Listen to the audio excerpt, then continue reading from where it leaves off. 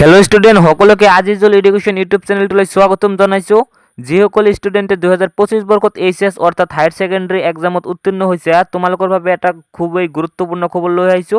তোমালোকে নিশ্চয় আগৰ পৰাই জানা যে ছোৱালীবিলাকক এইচএস এক্সামত 60% লৈ উত্তীৰ্ণ হলে স্কুটি দিয়া হৈছিল আৰু ল'ৰাবিলাকক 75% লৈ উত্তীৰ্ণ হলেহে স্কুটি দিয়া হৈছিল। কিন্তু 2025 বৰ্ষত মুখ্যমন্ত্ৰী এটা নিয়ম কৰি দিলে যে এইবাৰ ছোৱালীবিলাকে 60% লৈ এইচএস এক্সামত উত্তীৰ্ণ হলেও স্কুটি দিয়া নহব আৰু ল'ৰাবিলাকে 75% পালেও স্কুটি প্ৰদান কৰা নহব।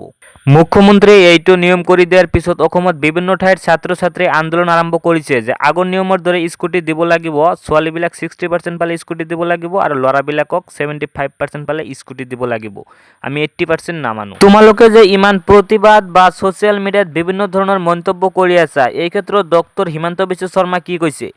এই ক্ষেত্ৰত ডক্টৰ হিমন্ত বিশ্ব শৰ্মা তোমালোকক প্ৰতিবাদ বা সোশ্যাল মিডিয়াত মন্তব্য কৰিবলৈ মানা কৰিছে। আৰু যিসকলে স্কুটি পোৱা নাই তোমালোকে কিন্তু নিযুত মইনা আঁচনিৰ কাৰণে এপ্লাই কৰিব পাৰিবা। আৰু ল'ৰাবিলাকে ডিগ্ৰী কমপ্লিট কৰাৰ পিছত এটা আঁচনি আছে 2500 টকাকৈ মান্থলি দিয়া হ'ব, সেই আঁচনিত এপ্লাই কৰিব পাৰিবা। কিন্তু স্কুটি পাবলৈ হ'লে ল'ৰা বা ছোৱালীক 80% পাব লাগিব আৰু 80%ৰ তলত পালে স্কুটি দিয়া নহ'ব। আৰু যিসকল ষ্টুডেণ্টে 2025 বৰ্ষৰ এইচএস এক্সামত 80% লৈ উত্তীৰ্ণ হৈছে সেইসকল ষ্টুডেণ্টহে স্কুটিৰ কাৰণে এপ্লাই কৰিব পাৰিবা। গতিকে তোমালোকে প্ৰতিবাদ বা সোশ্যাল মিডিয়াত আহি মন্তব্য কৰি লাভ নাই।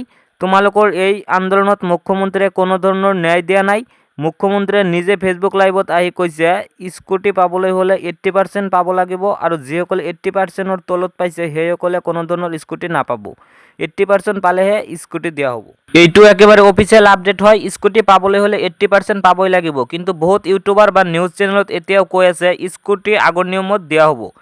এই নিউজবোৰ একেবাৰে ফেক হয়। তোমালোকে এটা কথা জানি থোৱা, স্কুটি পাবলৈ হ'লে বৰ্তমান 80% পাবই লাগিব। আশা কৰোঁ কথাখিনি বুজি পাইছে। এইখিনি আছিল আজিৰ ভিডিঅ'। যদি ভিডিঅ'টো ভাল লাগে তেনেহ'লে চেনেলটো ছাবস্ক্ৰাইব কৰি দিবা আৰু লগতে ভিডিঅ'টোত এটা লাইক কৰি দিবা।